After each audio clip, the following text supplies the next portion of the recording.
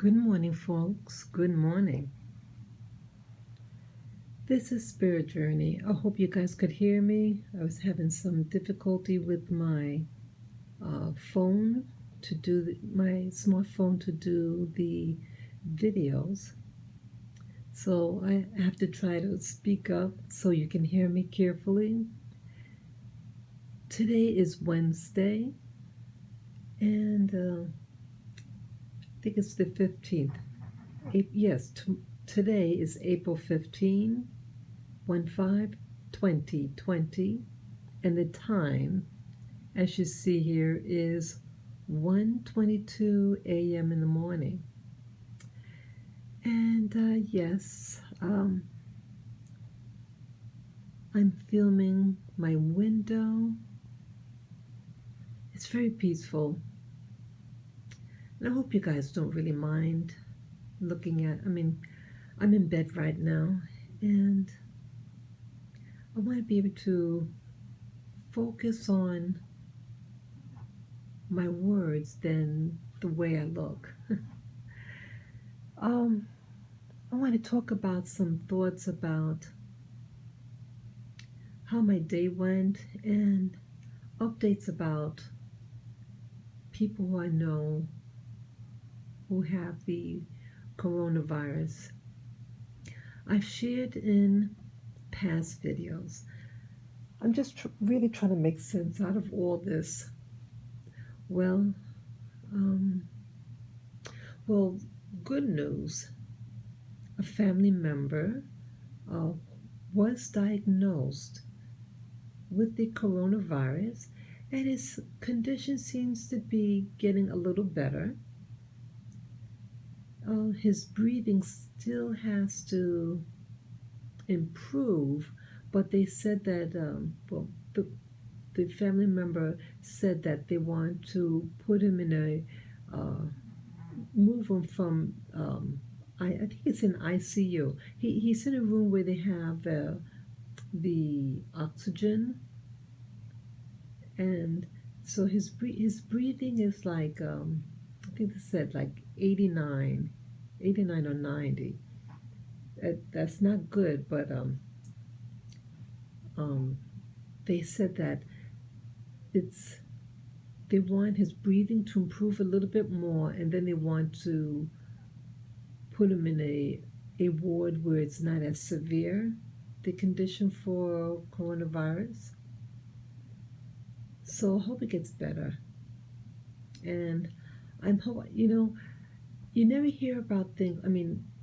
Getting oxygen is good, but it seems like with hospitals, they don't believe in like things that's really going to work. The home remedies. I was taught about the salt inhalers. It's like a ceramic nozzle. It has a storage area where you put a little bit of the Himalayan salt, the pink salt in it, and it has a little nozzle that you put in your mouth and you inhale. And the moisture, the moisture of the air, when combined with the salt, sends tiny particles to go in your lungs, and it aids in helping you breathe, and it's supposed to be very therapeutic. Why don't they do things like that in the hospital, or give you like uh,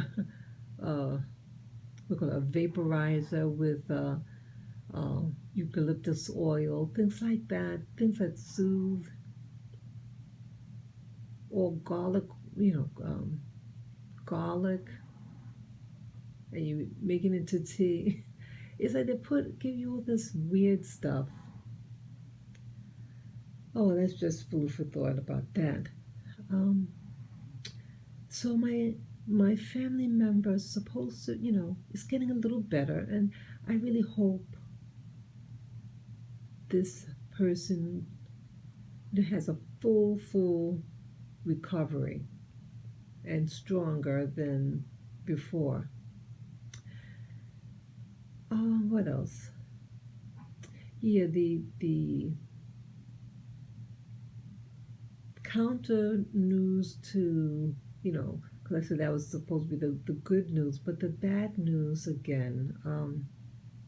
Well, remember, um, it was either 1 or 2 weeks ago.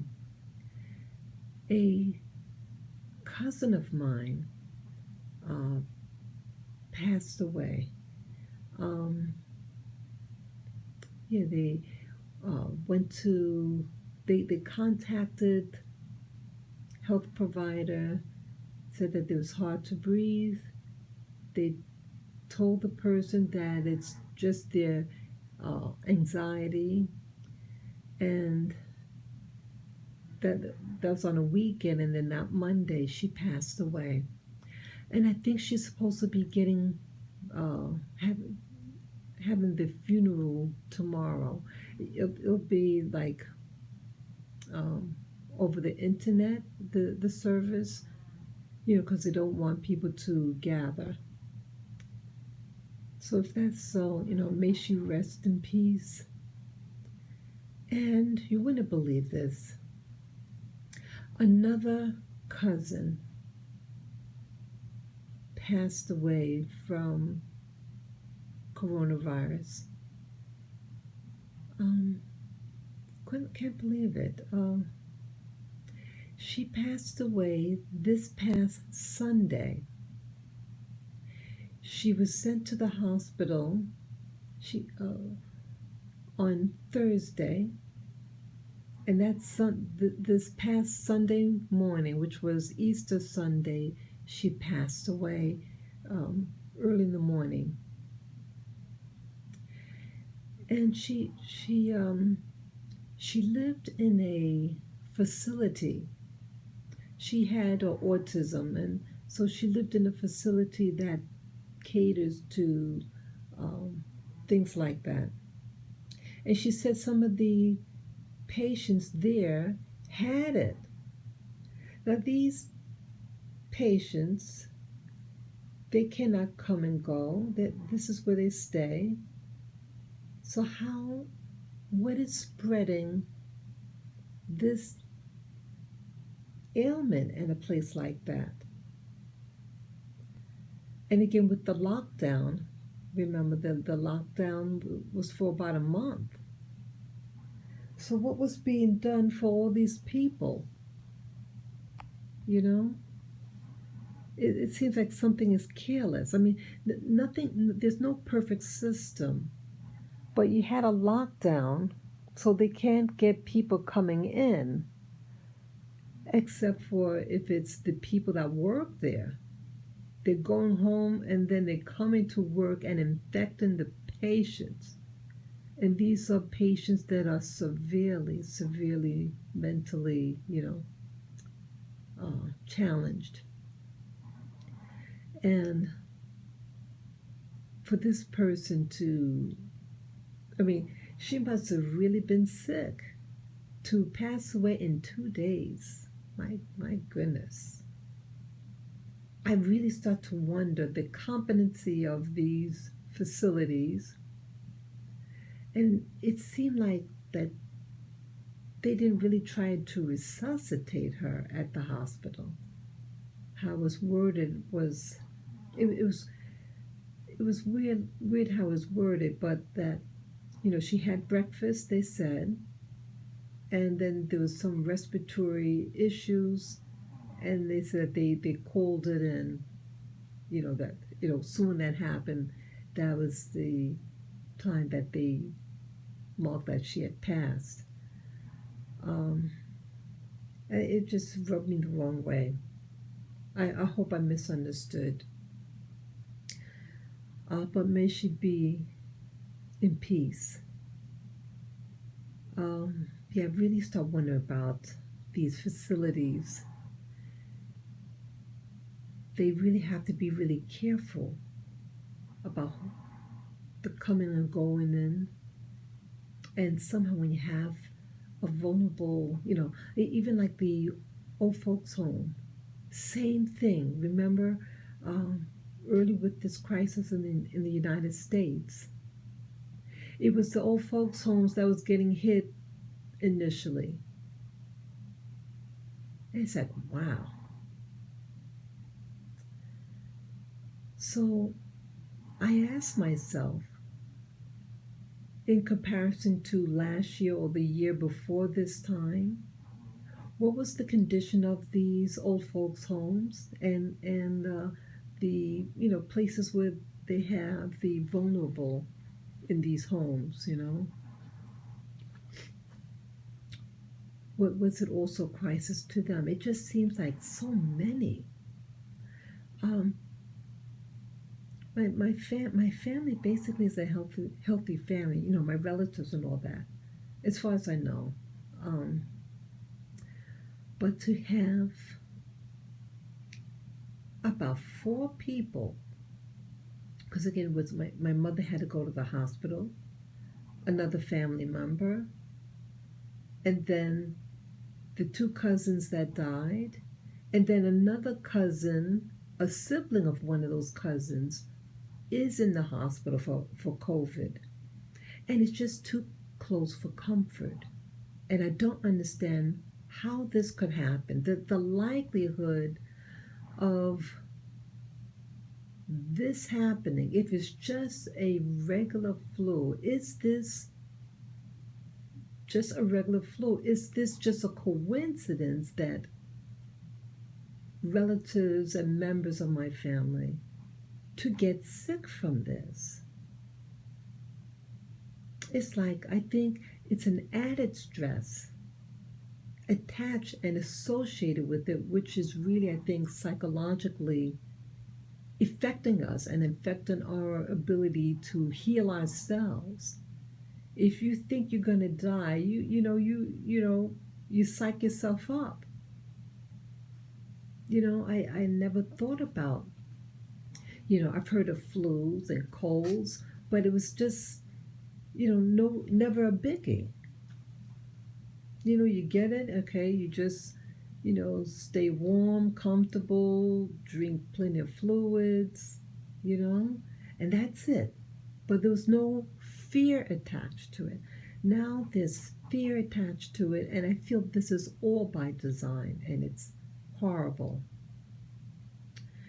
And the other thing that was concerning me regarding this pandemic, I'm hearing things from China. Two people, a family member and a fellow YouTuber, may mention about black people, or I should say black African people, being targeted in China. Now, when I first heard of the coronavirus, I think it might have been late January or February, early February, and all the people that you see were all people that look Chinese or at least East Asian in appearance.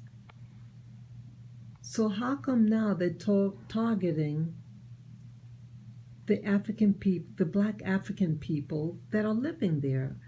I was told that their passports are being confiscated and that they're being kicked out of their dwelling places.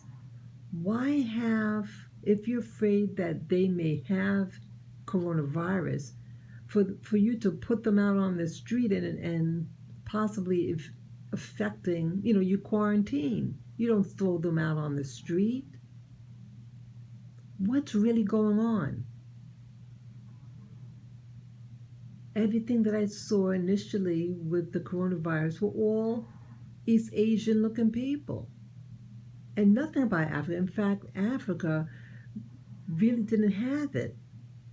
Some countries in Africa during January and February, when I first heard of it, it didn't have it. They might have other things, but they didn't have this coronavirus. So I think it's really insensitive of China to do that, because you have people, there are all types of people that come to China, do business, all types of people from all over the world, I would imagine. I feel it's racism that's doing this. Why is it that anything, it's like all things being equal, you have a white person with a disease, you have a black person with a disease, and you have an Asian. Why is it that the African who has something that the other groups have, why are they penalized? You have AIDS. All types of people have and can get AIDS.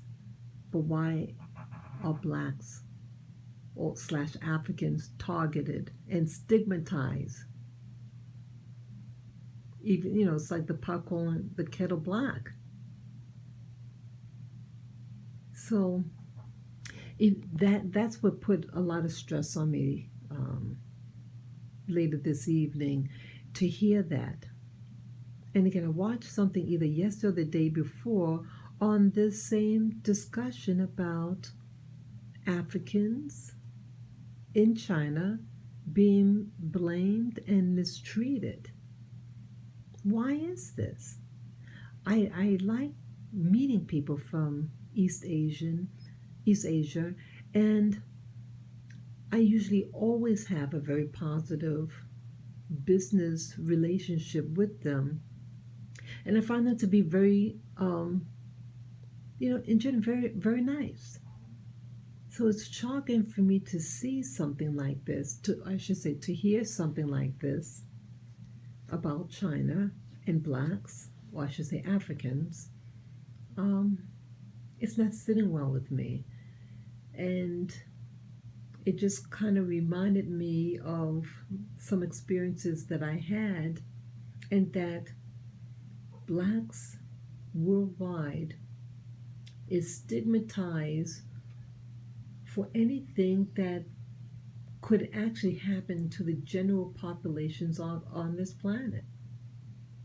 This is what you call true racism and true biasness. But you really don't hear blacks or African nations targeting to the same degree when it comes to health, things like that, and being blamed. It just seems like when there's a so-called genetic component, blacks are condemned. And it just doesn't make sense.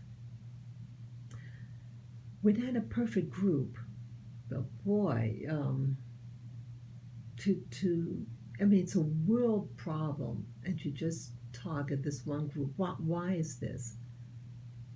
Someone made mention about the blood types. A lot of these Africans have O positive blood, and that O positive blood has a lot of attributes of medical, it being used for medical treatment, and that the Caucasian blood does not have the same properties of producing wellness in medicine, which is really surprising. I mean, in general, I've never heard of that before, but that's what this one particular literature said. So, is this a way of, if you take someone's passport, they can't leave the country. Also, it may take away part of their identity, so you don't know who they are. So if you kill them, there's no identity to let you know who they are. Is this all a plot? What is the motivation behind this? Is this just something part of a greater thing? Is this just an experiment? Or is this just a way to use black people to save the lives of whites and Asians via taking their blood. I know this sounds horrific, but to read a report about the blood type and then to do that, to take away someone's passport. If you think that these applicants are contagious, tell them to just go back to their country, right? You're keeping them there longer, so why keep them there? Because they're going to do something to these people. It could be for organ harvesting, because they do organ harvesting in China. Is this to take the organs? Because again, this coronavirus may lead to certain organ failure. So maybe it's to take who knows? This has to be addressed, and has to be addressed by the I guess the United Nations. Are they willing to do it? And this reminds me of something else that's popped in my mind. I just saw a video with Trump, President Trump, and that he will not be paying the World Health Organization, known as the WHO, because they were faulty in how they handled the coronavirus crisis. So he's going to withhold $500 million from them. I think he's making a good decision. They messed up. The World Health Organization receives a lot of money from the U.S. I think the U.S. pays the largest portion, and China pays a fraction of it. So if you didn't do your job, you shouldn't get paid. So I think President Trump made a good decision, because people just taking and taking, and they're causing a problem. He mentioned a lot of stuff about it. So this is just really getting out of hand. Yeah, we really got to start really going within, and I know I need to go within more, and to do some meditation and give a word of prayer to bring peace and healing to the planet, and to give protection to people being persecuted. It's awful. This thing it's global, this sickness. Is this just something to just remove people from this planet? I don't know.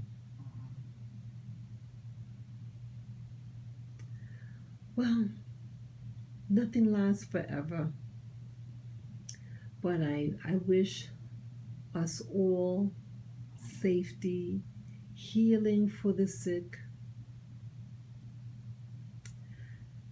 Oh, this is one more thing I want to talk about. All the fear. Like I saw someone today. It's an older man, and he was wearing a face mask and gloves, but his face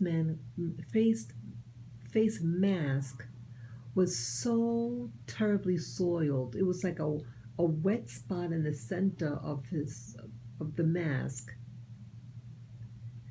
It was one of the flimsy ones, not the ones that they use in construction, not the N95 mask, but like like surgical mask.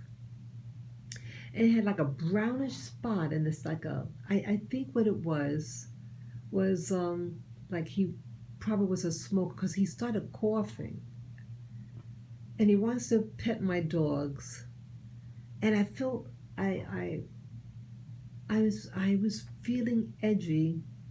I didn't want him to touch my dogs. He did have gloves on, but you're coughing in a mat. I mean, I I don't like how I'm feeling emotionally. I care about people. And some of the things what he was saying, he says, "Oh, I'm not prejudiced.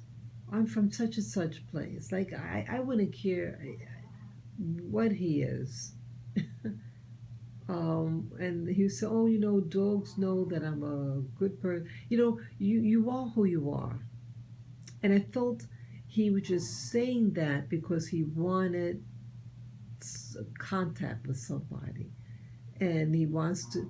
He was a Caucasian fellow, and I can't stand people trying to convince me that they are something. You don't have to convince someone verbally that you're something. Your behavior speaks for itself. And a dog is a dog, and my little dogs generally like people. And if dogs knew everything and could sense that they wouldn't be caught, you know, those dogs that run away, the dog catcher, he knows, hey, don't get caught. Dogs are dogs. They don't know everything, just like people don't know everything. So it's like he was saying it for my so-called my benefit, but really it's for him. And I just don't need to hear this. I don't need to be convinced. And I feel I feel badly though that I like this sympathy. I felt sorry for him, but I don't want him to go near me or my dog with a dirty mask like that. Especially if he's coughing. He was coughing, and it was wet and brown. I said, God. So I just speculate he must, maybe he's a. I mean, thank God I had on my mask and goggles, you know. But still, I don't like how I feel that. See, it's a fear component that's starting to happen socially in New York City. That's where I live. And people who you may know, that maybe live in your building, and but if they didn't have a mask on and they wanted to talk, I felt uncomfortable. I did. And it's like, I don't want to feel this way. At what point would we be able to just be regular, not have any mask or goggles on, and just, hey, how you doing, so and so? But they put this in place. And the point was, I think like this fear component of not trusting other people who may not have a mask on versus someone who does have a mask on is making people hyper vigilant against one another. And I think this same type of phenomenon is what caused blacks of the African diaspora to not be as helping to one another historically in the Americas, because you didn't know who to trust. You had people who turned against their neighbor, who, if someone ran away, and for them to not speak up on what they knew of a neighbor going to do, they might be penalized also. So everyone was on their pins and needles. People were turning in other people. Um, and so there's no um, security or trust amongst this diaspora. And I think this is just history repeating itself, but happening in this angle. Don't trust people because they might be sick. I mean, this is not a first in history, I'm sure, but still, that fear component of the fear of dying, or the fear that, hey, someone's not pulling their weight. So this mistrust. How are we going to be able to trust one another in the future? And when people don't trust one another, then people are going to be hyper vigilant and maybe even predatory in nature, making it even worse socially. It's not going to be a loving society. And I want to be a loving person. I want to love my neighbors. I want to feel comfortable and safe with my own body. I want to feel safe with my pets. I want to feel safe around other people. I don't want to feel this wall. I used to be extremely shy and very insecure in my earlier years. And now I'm learning to, trying to build my confidence and being to talk to all types of people. Now this is like a setback. I really don't like this trend, and I feel this whole trend is being exploited. Whether coronavirus is man-made or a natural phenomenon, the phenomenon is being exploited and used against our natural fears to control us, to change the narratives, to change the the changing of the guards, as I call it. It's an awful system. It's awful. And I don't want to be like that. I don't want to feel this way.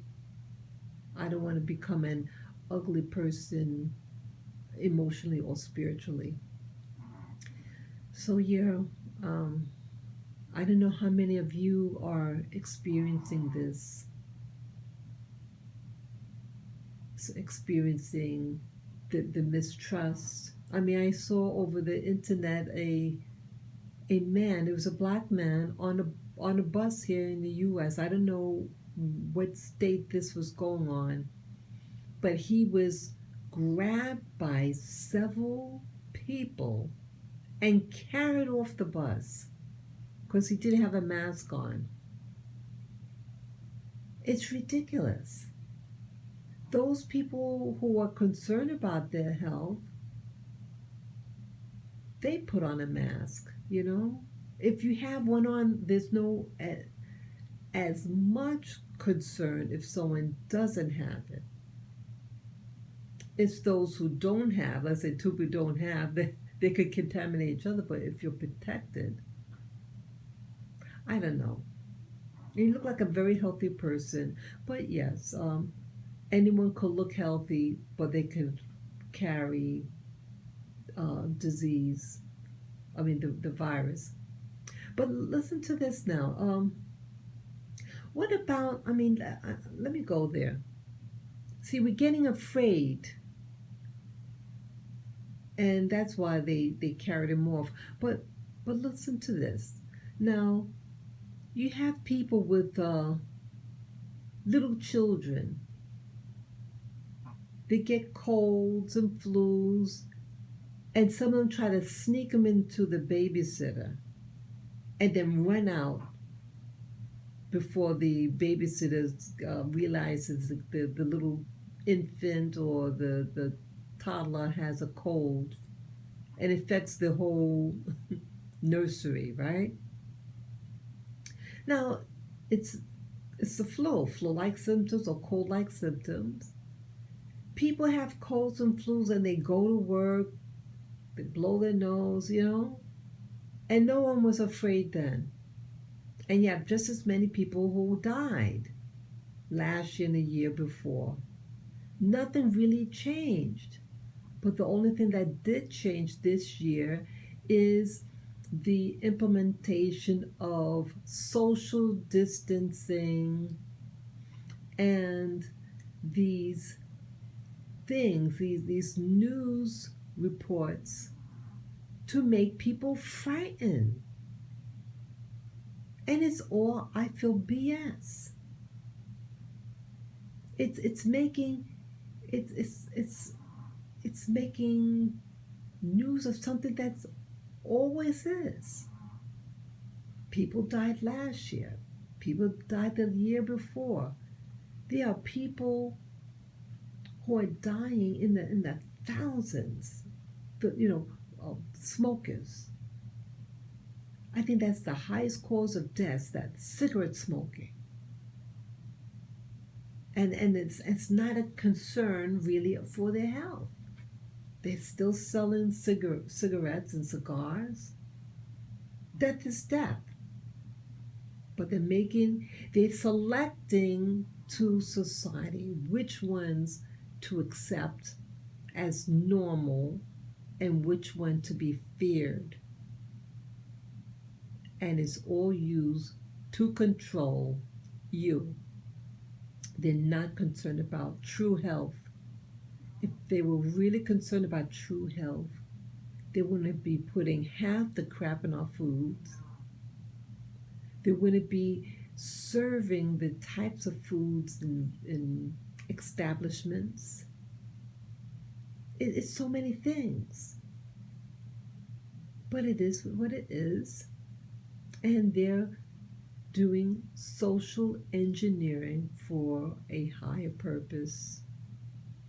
They're trying to, I feel, overthrow the country and to implement a new system, a new government, and maybe even preventing November elections. I think that could be part of it.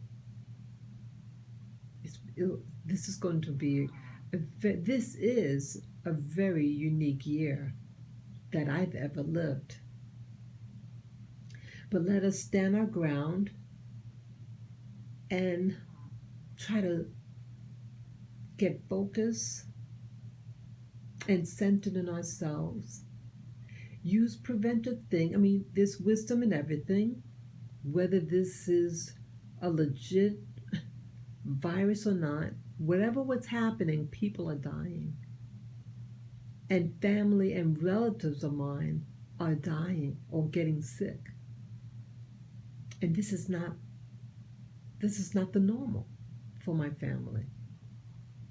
And I wonder how many of you are experiencing similar things. You have a healthy family, but all of a sudden this is happening. Can make sense out of all this. Yes, let's be let's play it safe. Use preventives. I may be purchasing what they call a salt inhaler. It uses Himalayan sea salt. It's a ceramic device. It has a mouthpiece on it that you inhale, and the salt is in the bottom, and it has holes on the bottom of this device. It fits in your hand, and you inhale it, and it purifies. It kills the bacteria, virus in the lungs. It cleanses. So I think in prep, I mean, I feel fine, but I think as a preventive, to utilize it before anything starts, or if I think I might need it, when I do need it, it's there. What else? Trying to remember. I have my essential oils. I have my vitamin C. So I'm just trying to, I want to have in my house those things those tools that I can use. You want to try to nip it in the bud. And I think if you don't nip it early enough, that's when especially if you have what they call comorbidities, that means you have other sicknesses at the time when this virus or bacteria got into your system, it exploits what you have. Okay. So you guys do your homework also. Bring into your home those things, those tools that you can use to promote wellness in your household. Okay? Yeah, I want us all safe and sound. And this is a learning lesson for all of us. It's something that we can all learn from all this, good and bad. So I thank you for listening and enjoy your special day tomorrow. Or I should say this morning. It's already early morning now. It's just past 2 a.m. Take care, guys. Bye bye.